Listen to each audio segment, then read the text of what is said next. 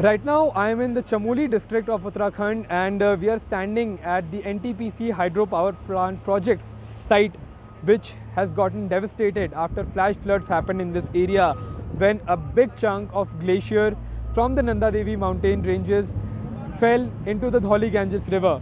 It all happened on Sunday at around 10 a.m. in the morning, and after that, just within few hours, this entire region was flooded. The place where I'm standing right now, it wasn't possible to even stand.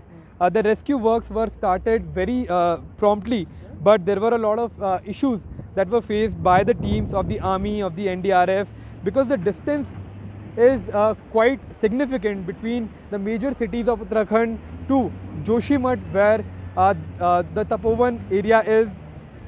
I travelled on Sunday for around 7-8 hours to reach Rishikesh. After that, we took a halt of few hours till at the sunrise. We started again, came here, but it took us around 10 hours to reach.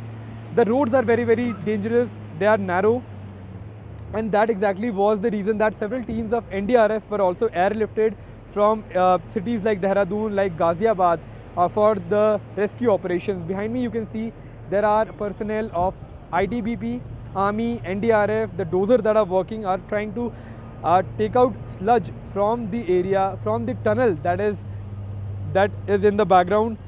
It is believed that around 37 men might be trapped inside.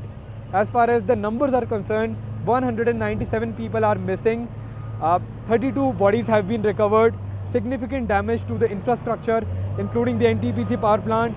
And if we go upstream of the Dholi Ganges river, there is another power project, which is the Rishi Ganga power project, which has completely been wiped off.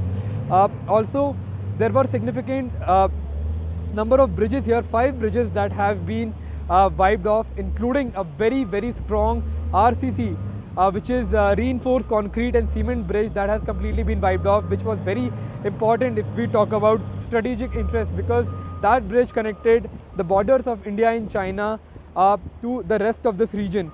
After that bridge was wiped off, around 13 villages that you can see these ranges, these are disconnected, and now the biggest task for the border road organization is to reconnect those villages that remain disconnected. Also, a Bailey bridge is said to be built. There are teams of Indian Navy, there are teams of Indian Army, Air Force has been doing sorties. Scientists from DRDO have been doing assessment in this entire area, inspection in this entire area of those mountain ranges via helicopters to understand the reason of that glacial burst and the reasons behind it. But no clarity as to what exactly happened and how it happened, and could it be prevented, whether there was over infrastructure developmental works that were going on in this entire area. But all those questions can be only answered after experts study this entire situation, study this entire disaster. But the priority right now for the rescue teams is to bring out those 37 men alive from the inside, because they have been in that tunnel for 72 hours now, more than 72 hours now, without food, without electricity, without water. So the oxygen is also limited, so that remains the priority. Also, to find out those who have gone missing ever since that disaster struck. And the later part is even the more difficult and the more important part, that is to find out why exactly this disaster took place, and can it happen again in future, and how can it be prevented. In Tapovan, Uttarakhand, I'm Akshay Dongare for NDTV.